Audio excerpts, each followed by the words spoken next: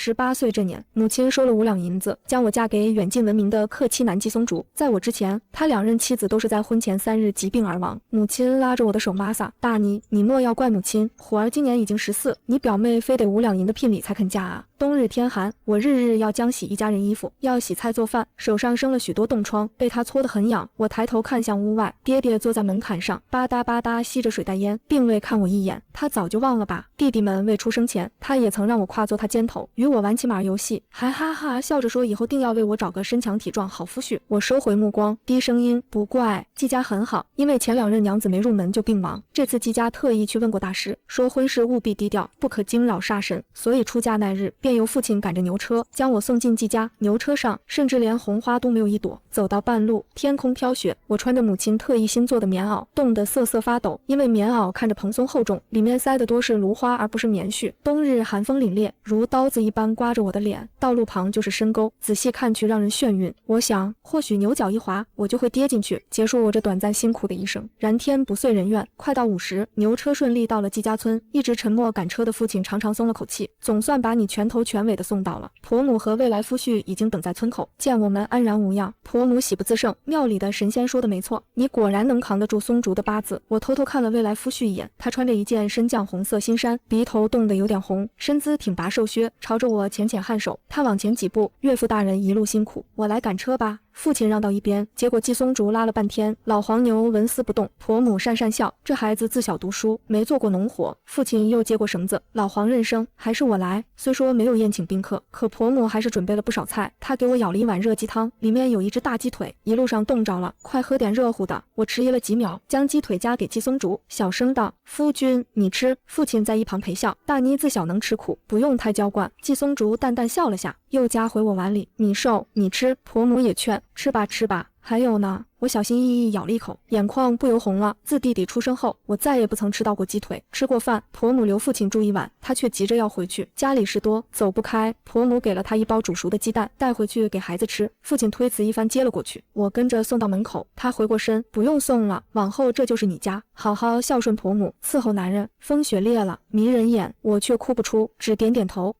他都赶车走出一小段，又匆匆回来，从腰间摸出小小碎银子塞我手里，拿着吧，别跟你母亲说，乡下人嫁女子嫁妆一般是被子、花布这些，母亲准备的东西看着又大又多，可婆母上手一拎就变了脸色。我知道那些看着厚重的棉花被里缝的都是芦花，我局促又羞愧，却不知该说什么，只能将碗筷收起，拿到井水边去洗。刚把水提上来，婆母风风火火过来了，她抢过我手里的碗，哪有要你一个新媳妇干活的道理。她放下碗，看到我手上斑驳的冻疮，长长叹口气，快进屋陪松竹去吧。夫君正坐在炕上看书，并未写字。见我进来，他白皙的耳朵红了红，往一侧让了让。那一页书，他看了一整个下午。很快到了用晚膳的时候，婆母给我盛了满满一碗白米饭，说我太瘦，要多吃点。她是真的待我好。用完晚膳，婆母点了红烛，又在炕沿贴了2个红喜字。她拍着我的手，松竹命不好，婚事也不敢张罗，委屈你了。我摇摇头，不委屈的。红烛燃了过半，夫君还在看白日里那一页书。我小声问，夫君不睡吗？他清了清嗓子，这就睡了。说着就要去吹蜡烛，我拉住他，不能吹，吹了就没法到白头了。他坐在床沿摇曳的烛火里，神色有点颓然。我肩不能挑，手不能提，读书又意志不忠，与我共白头，也恐委屈了你。关于他的事，早有好事的乡亲与我说过，据说他聪慧至极，12岁就已是乡里的童生。然而自那之后8年，每次秀才考试，他总是落榜。明明考完，他默写的试卷均得到一致好评，可最后一放榜，总也没有他的名。加之2任妻都在新婚前死了，乡里人人都说他是扫把星转世。若非如此，以他的家境和相貌，也轮不上我。我鼓起勇气握住他的手，我觉得你很好，婆母也很好，能嫁给你，我一点也不委屈。就是我不识字，不知夫君是不是嫌弃。他撩起眼皮看我一眼，突然就笑了，语气那般柔和。咱们从前见过，你忘了吗？去年夏日一场暴雨，我忘记带伞。我想起来了，那日我拿着家里的30个鸡蛋去集市售卖，回来时遇到暴雨，路边也无避雨之处，幸得好心农妇给了我片大荷叶，顶着走了一段，遇到个书生护着一大摞书，淋得鼻子眼睛都瞧不清楚，看着怪可怜的。我自幼吃苦长大的，也不怕这点风雨，于是将荷叶塞给他，冒雨回了家。我很意外，原来是你，这亲事似乎多了点命定的味道。我颤着手摸索他的衣扣，被窝已经热好了，说明日再看吧。他脸色绯红一片，顺势脱衣进了被。没想到他瞧着瘦，力气倒也不小，事后还不顾冷地爬起来去给我拧毛巾擦身。于我而言，这就是神仙夫君，金玉良缘。睡去前，他亲了亲我的唇，书里说的温香软玉，原是如此滋味。我羞赧地缩入被中，脑中突然闪过一些画面：一个年轻男子送了他块墨，他于考场上用了；又一幕是考官阅卷，一展开他的卷子，便喷嚏连天，涕泪齐下。于是匆匆扫过一眼，便将卷子放到落榜那一堆。再一幕是他颓然地站在府学门口，轻飘飘的雨滴像是要压弯他的脊梁。我身体一颤，季松竹却笑了：不必害怕，我不闹你了，睡吧。我困倦极了，沉沉睡去。娘，他不会有事吧？怎的还没醒？我去唤一声。婆母压低声音叫醒他作甚？还不是你昨晚不知轻重，他那亲娘就跟后母似的，太搓磨他了，让他好好睡睡。皑皑白雪反射日光，亮灿灿的落入房间，炕还暖融融的，不像在娘家时。我的屋子离灶头远，炕总是没热气，被子硬邦邦，被窝永远是冷冰冰的。我翻身下床，季松竹马上推开了门，迅速扫了我一眼后，耳根微红，若是累再睡会。我撑着床站起来，不累的，我经常干农活，身体好着呢。婆母不许我碰冷水，你这双手再不养养，这冻疮就好不了，一到晚上挠心挠肺的痒。季松竹白日里认真看书，到了晚间少不得也要跟我胡闹一通，大约是婆母叮嘱过，他节制多了。入睡前他照例会亲一亲我，那些细碎的画面日复一日被补充完整。那个同窗叫周礼，他家开了笔墨铺子，有人称阅卷官徐老，如此半月好吃好喝。我感觉之前的衣物竟穿着有点紧。夜间松竹搂着我，娇娇，你总算胖了些，2月底天气还很严寒，松竹又要去参加院试，出发前晚。婆母道，松竹你自幼聪慧，几乎过目不忘，若是这一次还是考不上，那便是命，往后你就与娇娇好好过日子。松竹慢慢扒着饭粒，沉沉应道，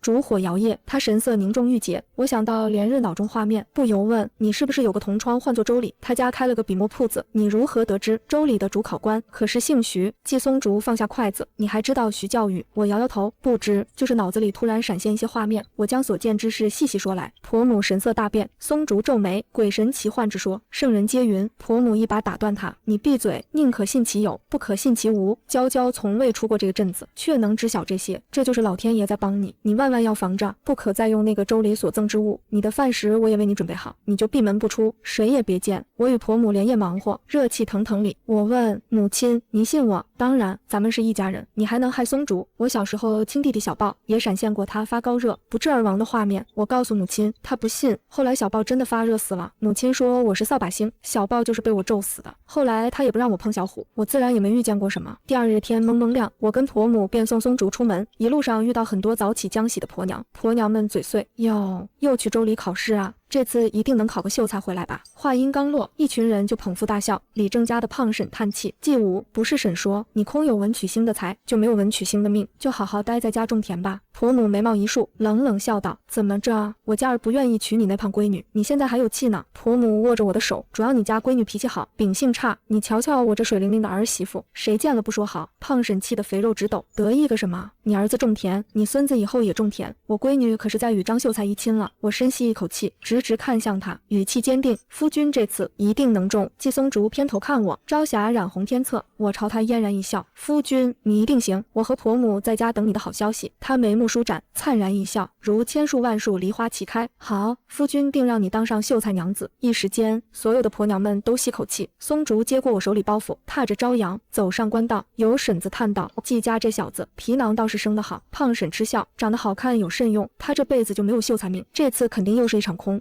有婆娘附和，要是早点认命，现在孩子都打酱油了。婆母以一敌多，跟他们大吵一顿，气得头顶冒烟。松竹走后，被窝都变凉了，天气渐暖，我出门也勤了。新媳妇走到哪里都被人打趣，有人一口一个秀才娘子，却不是出自真心。没人相信松竹能突破衰运，考中秀才。除了我和婆母，人人都在等着看他的笑话。有次赶集碰到了母亲，她训斥我，听说你到处吹牛说你那倒霉男人能考上秀才，都传到我们村了，以后这种丢人的事少做。就他那瘦竹干样，哪有秀才的福相？你也趁早死了这条心吧。他一点都不盼着我好。没一会，买碗碟的婆母来寻我，母亲皮笑肉不笑地说，瞧瞧这闺女还长胖了，是不是在您那犯懒了？她做事麻利着呢，亲家母尽可使唤她。我婆母对她，是我养胖的，嫁过来的时候瘦得看见骨头，我瞧着都心疼。姑娘家还是圆润点好看，我家也不缺这几口饭，您说对吧？亲家母，母亲脸上清清白白，咬牙道，那是自然，等女婿考完试以后还能帮着家里种地，这一场会面不欢而散，等待如此漫长，掰着指头算日子，昨日应该就放过榜了，也不知到底结果如何。婆媳两个正是忧虑，没想到外面传来志同的呼唤声：继武回来了，继武回来了！怎地这般快？我与婆母相视一眼，新君是一臣，村子里无大事。小儿的呼唤已经把好多爷们婆娘都从家里引了出来。我与婆母一路小跑，在村口看到了风尘仆仆的季松竹，我快步上前，上下打量一番。不过短短10日，他瘦了一大圈，人看着疲倦又没有精神。胖婶捂着嘴笑：回来的这么快，这次不会是连考试都没赶上吧？我红了眼眶，安全回来就好。婆母是个急性子，在一众看热闹的人目光中发问：如何？考上了吗？所有目光都落在她身上。胖婶笑得一身的肥肉都在抖。昨日才放榜，她今日就回来了，哪能这么快？这一次怕是都没考完吧？瞧瞧这瘦的，莫不是生了一场大病？众人均是果然如此的表情。婆母眸里的光熄了，我顾不上许多，牵住松竹的手，低声道：无碍的，咱们下回再考。你才20呢。她垂眸温柔看我，考上了。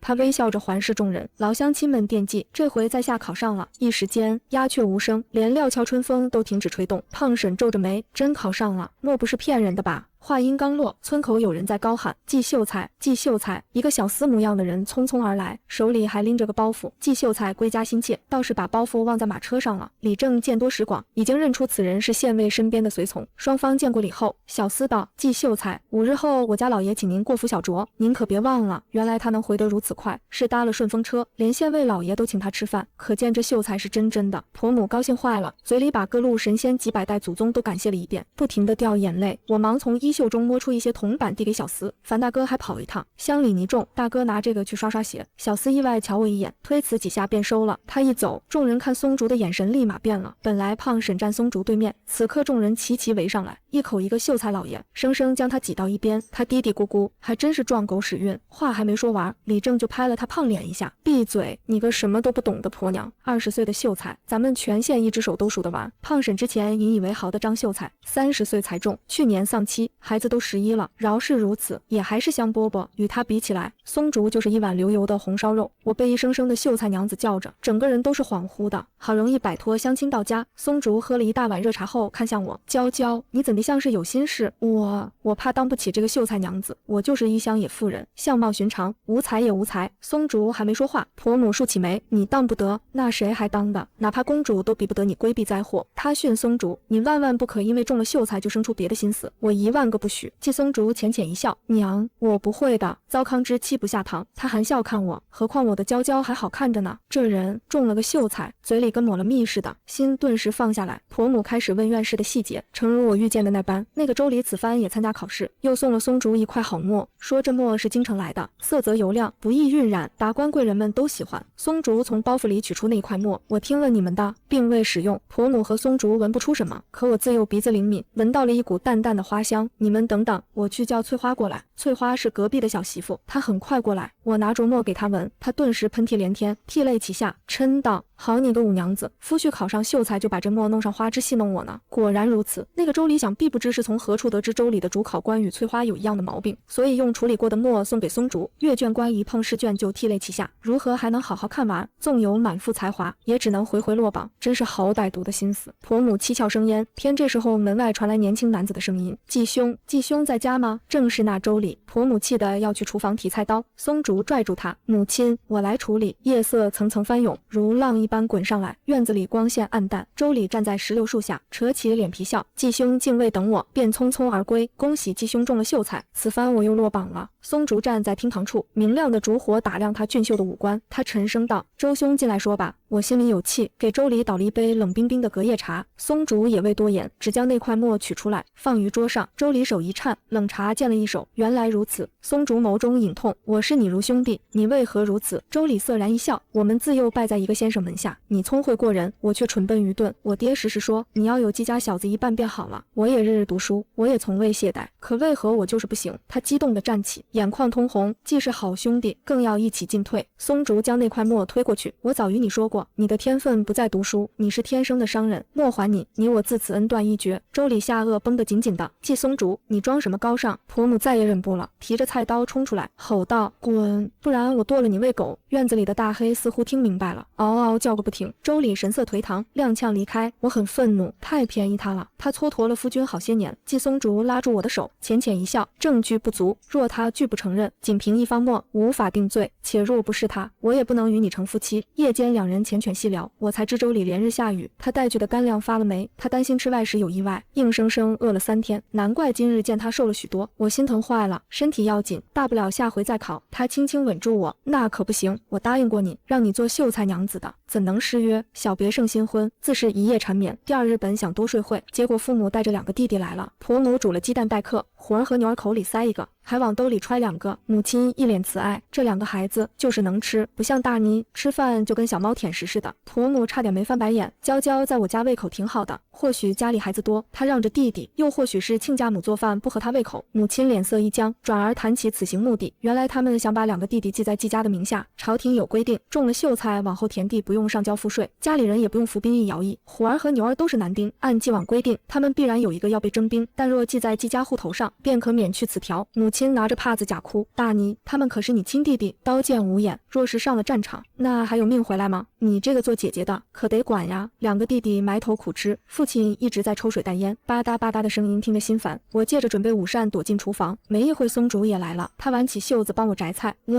娇娇，记在季家倒也是寻常操作，你如何想的？婆母看了过来，我掰开白菜叶，犹豫开口，我有些顾虑，若是记在咱家，就得让2个弟弟名义上为季家奴仆，咱们又不能真的使唤他们，日后他们借着咱家身份胡来，确实会影响到夫君你的声誉。婆母的脸色亮了，我皱起眉，可若一味拒绝，我又恐传出去，乡里议论夫君薄情，乡下地方有时流言蜚语也能害死人，着实是难办。季松竹深深瞧我，伸手帮我理了理鬓边散发，笑道：知娇娇心事偏向为夫就好，这件事交于我。再回厅堂，婆母煮的20个鸡蛋已经全被消灭，地上散了一地的鸡蛋壳。季松竹哄着虎儿牛儿背诗，一个劲地夸赞他们聪慧，哪里聪慧，明明蠢笨如猪，读书人的嘴就是骗人的鬼。可虎儿被夸得飘飘然，母亲也是笑个不停。饭桌上，松竹笑得温和，记在我名下没问题，不过我瞧这2位弟弟聪慧，将来未尝不能自己考个秀才，若是记在我家名下，以后终身为奴，免了兵役徭役，可也没法子读书出头。哎，我本还想好好教2位弟弟，如此一通话术，用过午膳他起身，既是岳父岳母相求，此事不容耽搁，咱们这就去找李正吧。母亲已经开始做起举人老子娘的美梦了，讪笑道：此事也不急，我们还是再商量商量。父亲磕了磕烟袋站起来，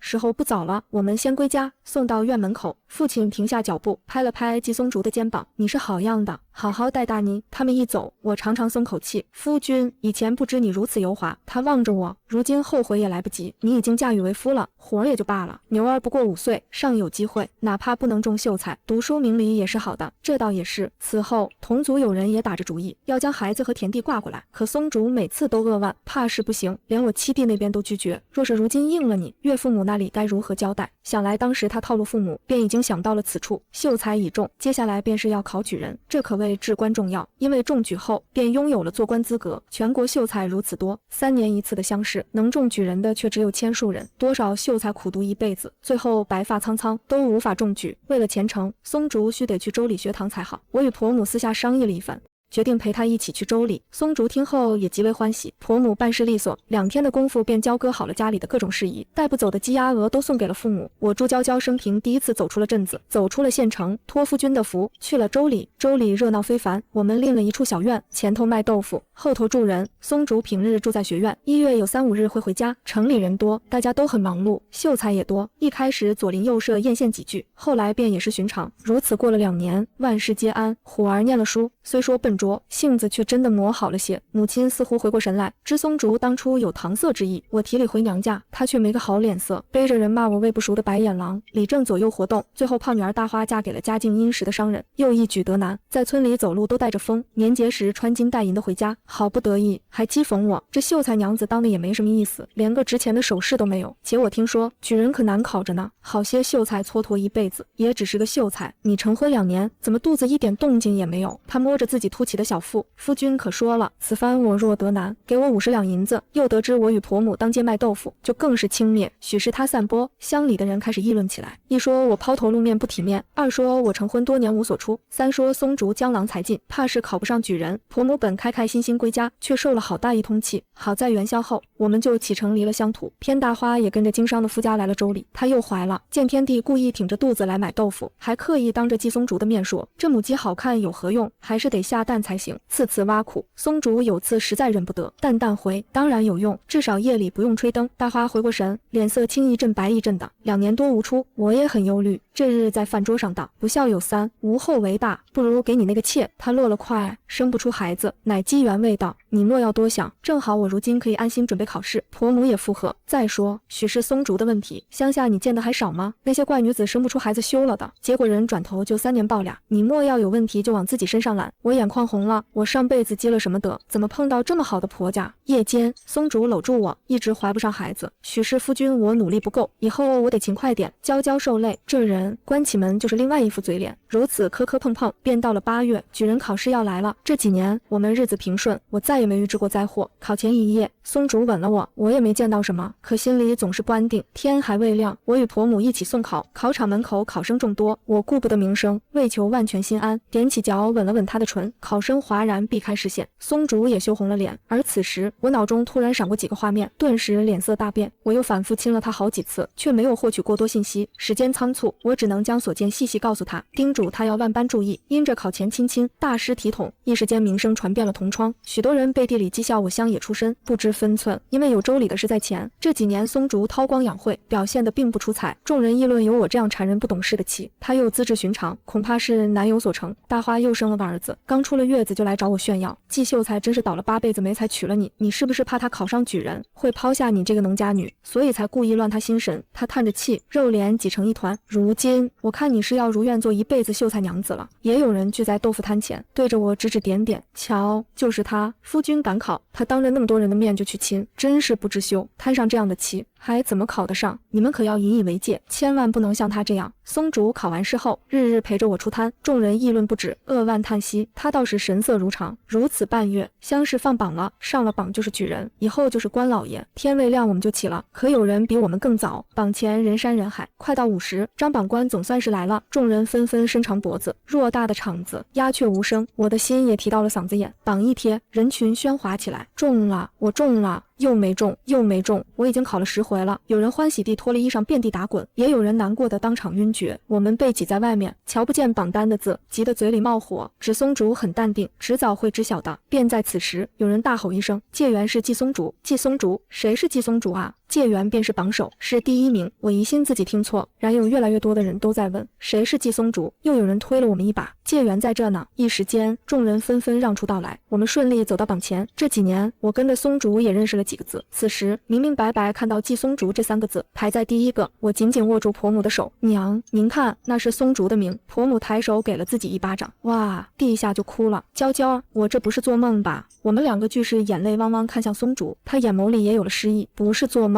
娘，娇娇，我确实是榜首。我一口气差点没上来，软倒在他怀里。老天爷，我上辈子怕是天上的仙女吧？你怎会如此眷顾我？季松竹的同窗们此刻也纷纷围过来贺喜，他神色淡然，揽住我道：“还要多亏贱内那日考前给我鼓励，各位不妨也试试。”我骚的脸都红透了。回了住处，我和婆母还有些飘飘然，此时我才敢将那日在考前遇见的危险告知婆母。送考那日，我在门口亲吻松竹，眼前闪过一个画面，松竹考到一半，一条毒蛇不知从何处钻出，突然咬了他一口，他眼前发黑，坚持不住，被抬出考场。卷子自然是没答完，虽提前预知，可时间仓促，也想不到解决法子。好在松竹聪慧，将裤腿扎紧，又将墨汁泼在腿上，墨汁浓香，蛇对于气味格外敏感，因此避过一劫。婆母还是第1回听说这事，当即又将满天神佛和800代祖宗感谢了一番，又抱着我一口一个福星，心肝宝贝的唤，家里的门槛都快被踏破了，送肉、送米、送地、送房子、送银票的都有。这一日，大花跟他夫君一起来了，他肉脸挤出一朵花。夫君，季举人和他夫人都是我同乡，我们关系可好着呢。我与举人娘子是手帕交，谁跟你手帕交？好大的脸！我还没对。婆母翻白眼了。哟，不知是谁之前说我儿一辈子都只是个秀才，说我儿媳不检点呢。中年富商变了脸色，反手对着大花就是一巴掌。不懂事，怎么能如此冒犯举人老爷？我跟婆母都吓了一跳。平日里大花在我们跟前好生嘚瑟，说如何得宠，夫君对自己如何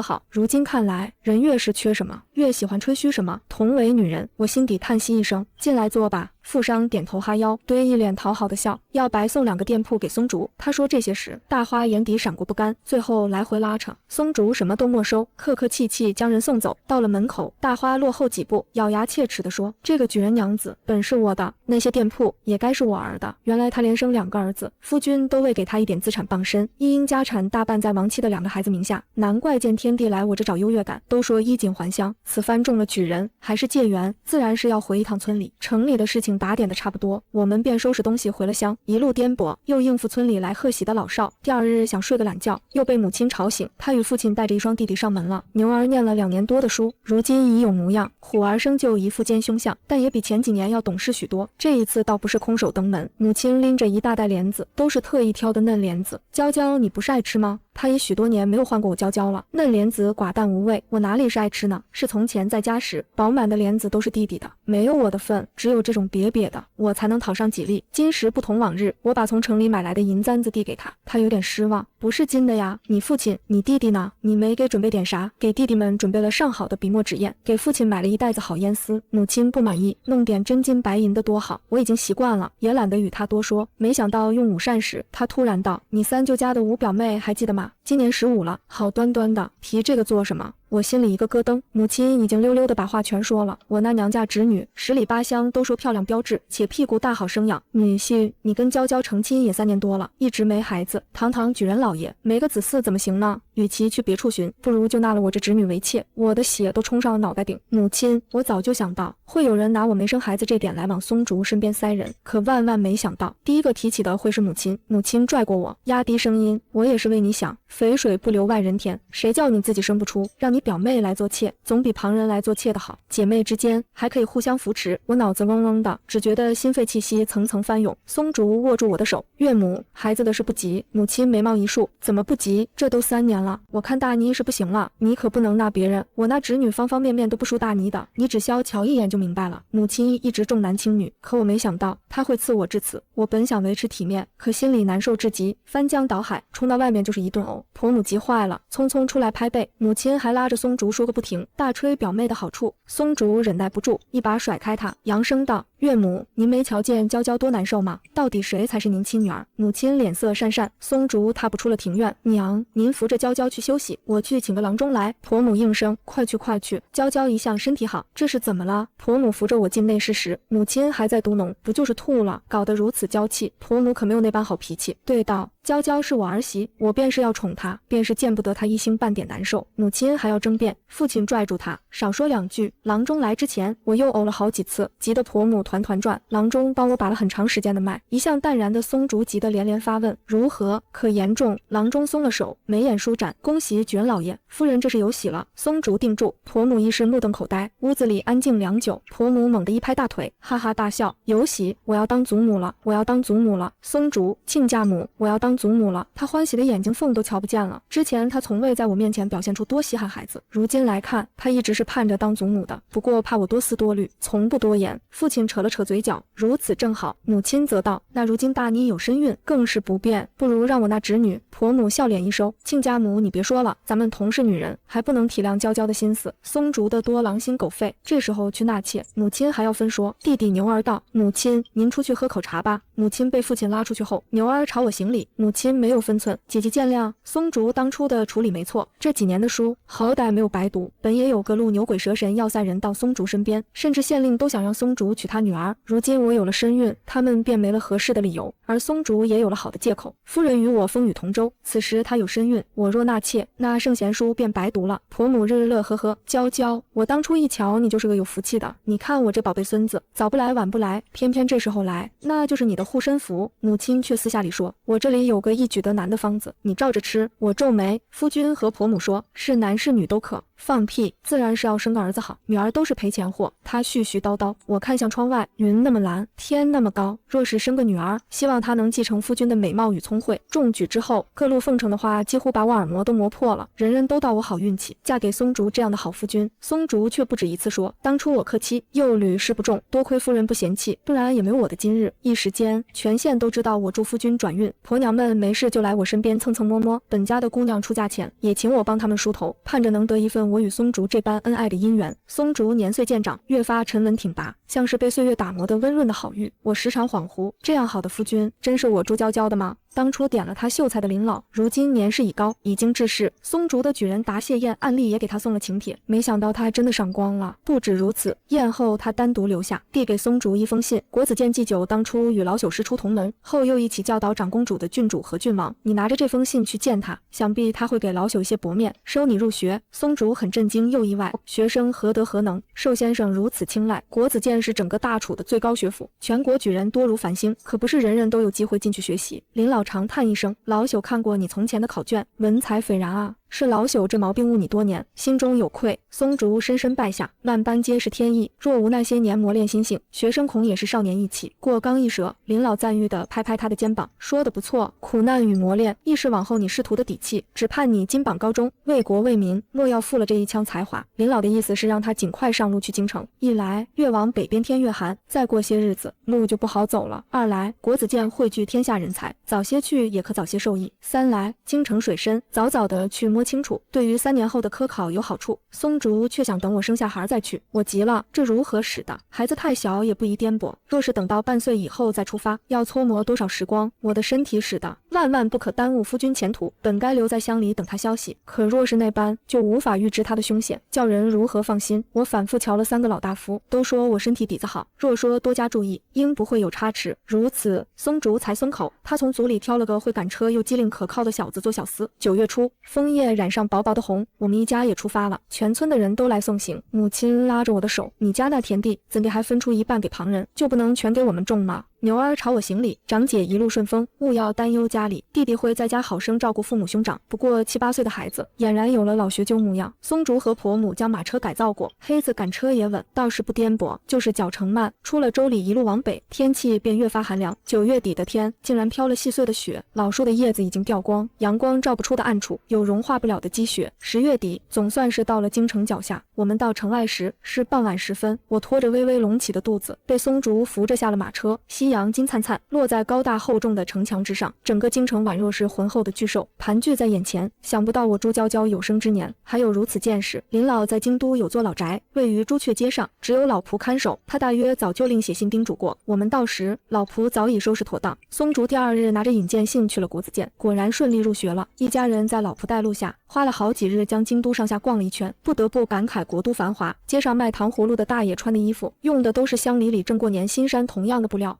州里流行的那些胭脂水粉，在这里都被摆在最不起眼的地方，因为是前2年的款，不装的好些料子，一匹卖的钱就够乡下一家子吃1年。路上随意见到的，可能都是惹不起的贵人。一辆不起眼的马车里坐的都是皇亲国戚。松竹这样的举人，在乡里万里挑一，放在此处便也只是小小一朵花，有些美，却也不特别。金玉这些我都不敢多瞧，只有次见到一只层层叠叠的桂花款式银簪子，喜欢的紧，一看标价3两银子，吓得我扭头就走。结果晚间入睡，松竹从袖中摸出那根簪子，插入我鬓间。白日里见你瞧了许久，娇娇的眼光果然好，这簪子与你相得益彰，这般贵，你真是胡来。既是贵，那便多多戴，戴上个100次1000次，算下来就不贵了。如此一说，也有道理。那你可曾给娘买东西？婆母早年丧夫，独自把松竹拉扯大，吃了许多苦，别让她觉得儿子有了媳妇忘了娘。松竹搂我入怀，我都瞧见了，你不是给母亲偷偷买了吗？到时候我便借花献佛，我的私房钱可全买了簪子，你把为夫都掏空了，今晚是不是得好好犒劳一下为夫？这人简直没个正经。红烛帐暖，一夜无话，因着有孕，松竹也不让我劳累。这一日我去国子监接他，远远见他拿着几张书卷递给一位华服公子，那公子神色倨傲，说了句话话，他身侧的奴仆便上前一步，给了松竹1块碎银。松竹不卑不亢，弯腰行了个礼，再抬头便与我目光相接。他神色疑愕。待那公子走后，他匆匆上前抹我的眼泪。哭什么？我不过帮他代笔几句诗，好叫他在世家聚会上不丢颜面，如此便能得1两银，何其轻松，没做什么媚言屈膝之事。可是夫君才华不该用于此处，我恐堕了夫君气节，也恐旁人嘲笑，看不起他。气节自在我心，我若守心，便不会丢。京城大，居不易，我不愿见你和母亲苛待自己。我是男人，自是要让你们衣食无忧。因着有出无进，京城物价又贵，我与婆母时刻忧虑，确实不比在州里时花销那么肆意。没想到他日日读书，还注意到了这些。回去后，我与婆母商议，还是得做点什么营生才好。之前我担心，我们若在经商，难免有损松竹名声。可如今他去帮人舞文弄墨，一来浪费时间，二来也容易让人瞧不起。松竹自是不肯。我轻轻问：可是夫君怕人议论我与婆母经商？我是怕你们劳累。婆母一拍桌子：我是做惯了的，在家里闲着，我才难过呢。京城营生如此之多，竟预不料这些我们自是没那么多本钱，能做的就是投入少又有特色的。婆母的羊肉汤熬得极妙，每年过年熬，整个村都飘香。京都的羊肉汤铺不多，好喝的更是寥寥。1月后，婆母的羊肉汤铺便开张了。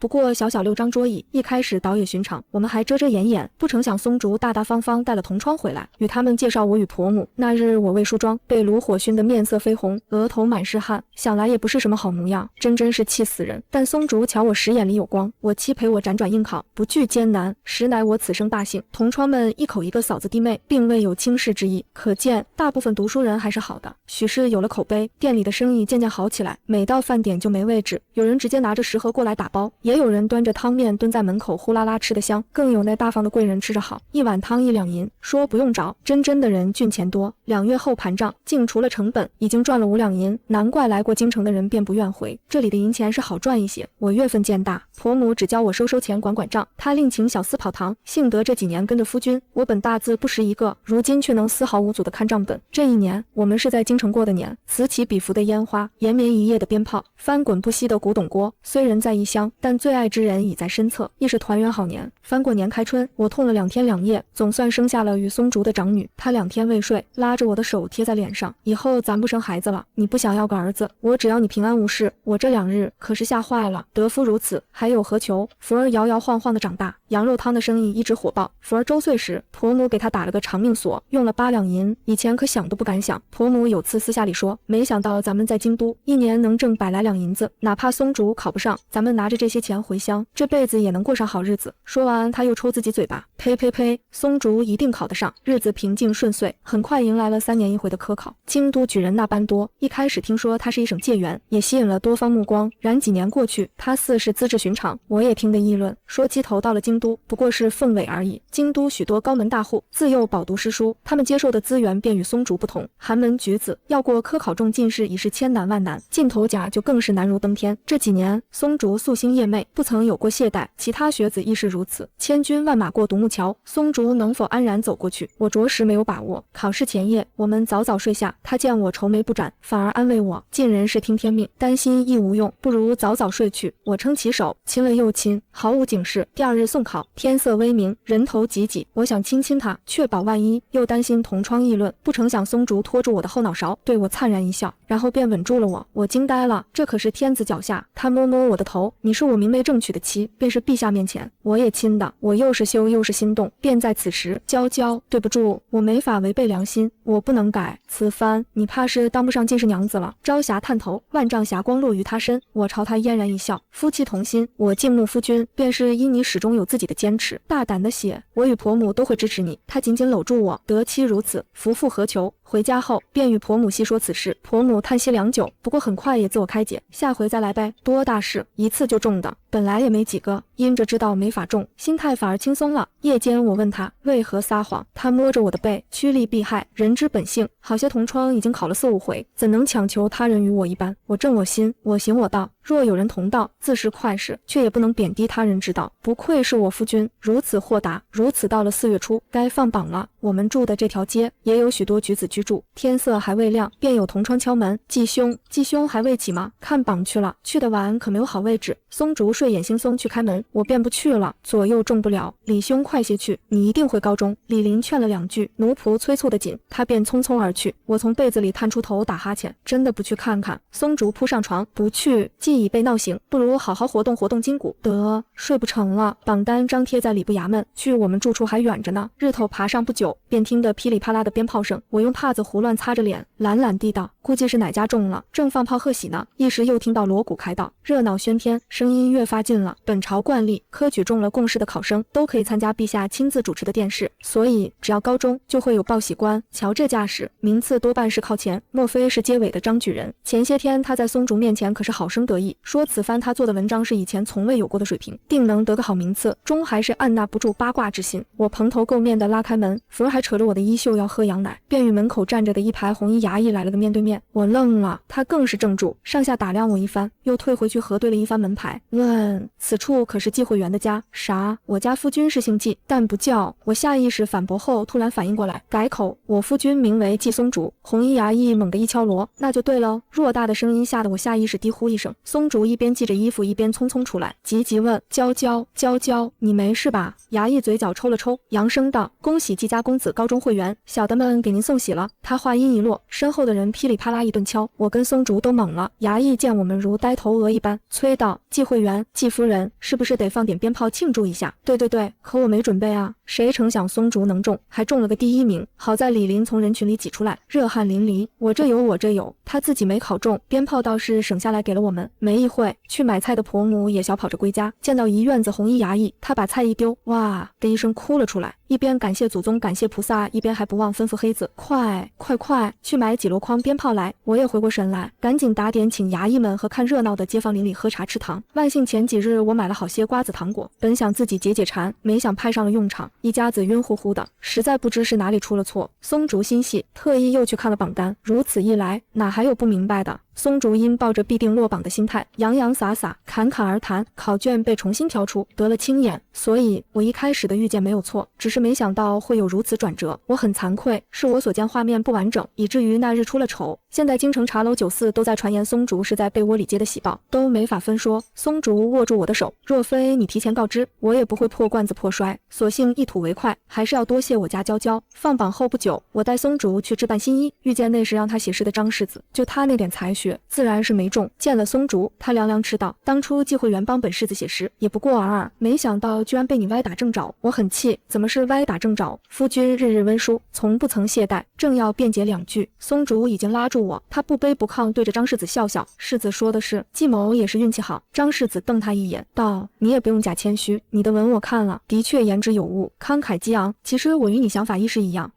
回去路上，我感慨这张世子真是。松竹淡淡一笑，世家子弟性子傲了点，底子却是好的。若真是品行不端，我当初也不会赚那点银钱。上了榜，中了会员，就意味着一只脚迈入了官场。不过现在还不是欢喜的时候，因为4月20还有陛下亲自主持的殿试，殿试会分3甲，1甲3人，次进士及第，称状元、榜眼、探花；2甲一般100人左右，次进士出身，剩下之人便是3甲，次同进士出身。排名的先后都会影响以后官场仕途，然我跟婆母很看得开，总之是考上了，至于到底排在第几甲，那都不是最重要了。季家也就是曾祖父辈出过一个童生呢。殿试前一夜，我与松竹早早便睡了。虽说哪一名都不要紧，可形势还是得走一走。没想到这一亲不要紧，我直接脸色大变。松竹察觉不对，怎么了？可是又见到什么？慌成这样。我勉力笑了笑，我看到柔福郡主跟陛下请求要嫁与你为妻，而松竹言辞拒绝，最后郡主盛怒，我握紧松竹的手，心跳如雷。松竹，他是郡主，又跟陛下请了旨，你万万不要违背，你我夫妻同心，我怎可另娶旁人？烛火之下，我细细抹撒他的脸，我心有你，你心有我，如此便够了。我知你心怀天下，若是被陛下不喜，你这一腔抱负如何施展？夫君，你答应我，千万不可违逆旨意。松竹喉结反复滚动，良久闷闷应了一声，一夜再也无话。第2日起来，我精神恍惚，婆母让我在家等信，她去看顾店里，我却心慌意乱，无法静心，索性带着福儿一起去了店里。福儿如今快有2岁，极为好动，有客人问我一句话的功夫，他爬过高高的门槛，晃到了马路上，一辆马车车飞驰而来，我害得神魂出窍，也不知从哪来的力气，冲过去抱着他一滚，母女两个擦着马车轮而过。万幸只衣袖被刮破，半个胳膊露在外面。我抱着福儿大喘气，因为恐惧，身子仍在发抖。此时面前突然多了一片阴影，一个华服公子屈膝蹲下，语气温和：“娘子和孩子可有事？”是车夫莽撞冲撞了娘子。我抬头与他对视，公子约莫30出头，生得星眉朗目，但是好生奇怪，这张脸怎地看着如此眼熟，似是在哪里见过，而且脑中也闪过几个不相干的画面。华服公子看清我五官，一时愣了愣，然后伸手扶我衣服未破的那只手。我就着力气站起，退后2步，是我看顾不周，才让孩子上了马路，惊扰了公子的车。他根本没听，直直盯着我裸露的手臂。我脸色绯红，伸手捂住，草草行礼，语气冷了几分：“多谢公子，我这就带孩子回去。”他回过神，脸色一时羞愧，却还是问：“敢问姑娘，右臂上是否也有一个红痣？”婆母这时候出来了，恰好听得这句话，他怒火翻涌，道：“这是我家儿媳，公子注意分寸。”他身后的侍从上前：“大胆！我家殿下可是英郡王，你们怎可如此无礼？”英郡王，长公主的长子，当今陛下的侄儿。婆母吓得脸色都白了，却紧紧将我护在身后。英郡王斥随从，不可无礼。他朝我作揖：“娘子勿怪，实乃有一表妹，自幼走失，家里一直想寻回。她左右右臂各有一颗红痣，如今我左臂红痣已现，所以她才有此疑问。”婆母很戒备，摆摆手：“没有没有，我儿媳是地地道道的农家姑娘。”英郡王满是失望：“如此，是我唐突了。”他道了歉，又坚持留下10两银子。马车走远，福儿拉着我的手：“母亲，我刚才看到这个伯伯被箭射了。”我愕然看他，他奶声奶气：“这么长这么长的箭，好多血哦。”是的，我刚才也看到了。这是福儿第一次展示他与我同样的能力，也是我第一次遇见松竹之外人的事。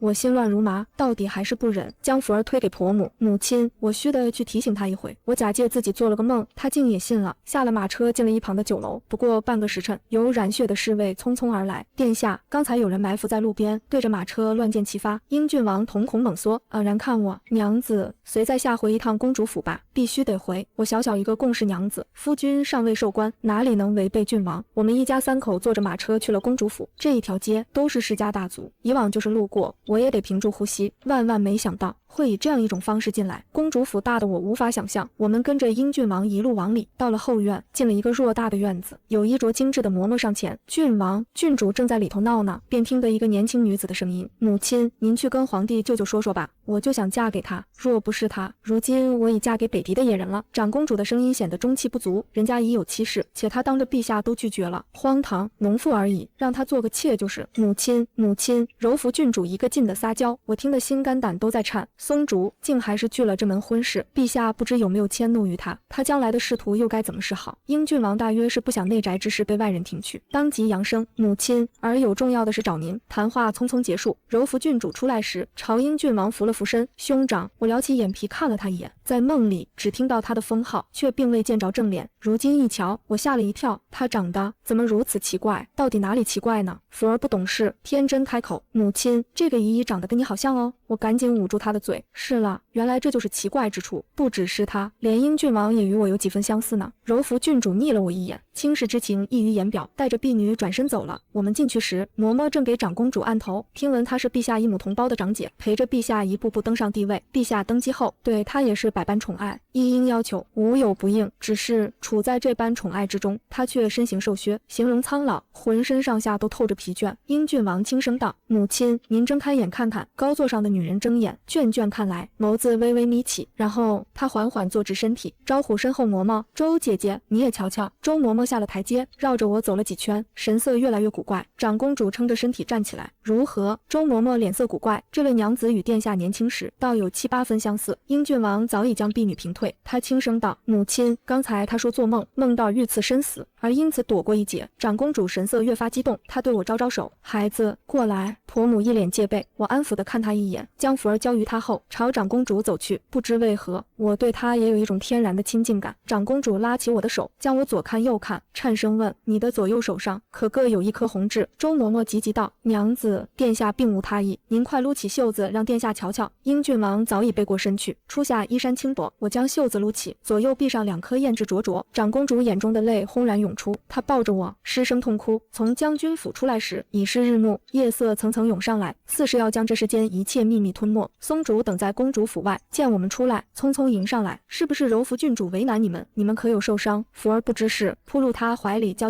爹爹。我只觉得荒唐又疲倦。无事，是公主召见我们，咱们先回家吧。路中，我问夫君，你还是拒了郡主的婚事？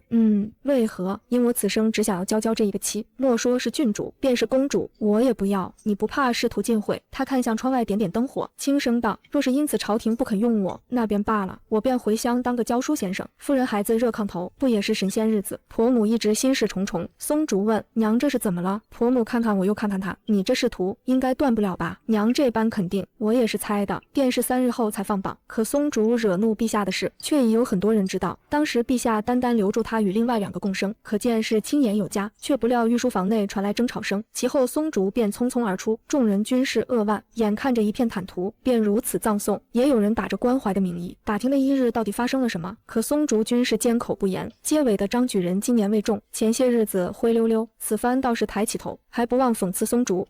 继兄还是见识少了些，第一次面圣就触怒圣言，往后这仕途考得再好，再有才华又如何呢？若是陛下不喜，就永无出头之日。吏部那群人不会给松竹安排好的出处。便是放榜那日，松竹反而早起了，去看看也好死心。我朝他笑笑，是啊，说不定有意外的惊喜呢。不求惊喜，不过有始有终而已。殿试结束，多年苦读就算是画上终点。因着殿试放榜时贡士们的排名，看榜的人反而不多，因是同科，众人之间也都相熟。见了松竹，均是有点意外。有人轻讽，继兄还来跑这一趟，若是我，可能就不来了。对啊，还不如睡个好觉。大多数人还是安慰，好歹也是同进士，人生际遇妙不可言。继兄不必过于颓唐，绝处逢生也未可知。不过这些话轻飘飘的，恐怕他们自己都不信。春日阳光灿灿，落在夫君脸上，他笑得如此坦然。尽我所能，剩下便是天命。计谋已尽人事，无愧于心，无愧于天地。远远的有一辆华贵的马车，马车帘子微微掀起。在他说完这句话后，那帘子落下，马车掉头迎着朝阳而去，而张榜官员也已经过来。红纸之上，季松竹的名字赫然排在第1个。状元，他竟是状元，他果然是状元，理应如此的。灿烂朝阳落入他眸底，他眼眶微湿，朝着皇宫的方向深深一拜。学生多谢陛下赏识，学生此生定为大处，死而后已。我们一家人抱在一处，我与婆母泣不成声，唯福儿不知人事，与我们一起嚎啕大哭。我问你哭什么？我不知道，你们都在哭，我也哭。婆母忍俊不禁，笑出了声，我也跟着笑。福儿很茫然，现在是要笑了吗？松竹蹲下来，摸摸他的头，是往后的日子，我们福儿每日都要开开心心的笑。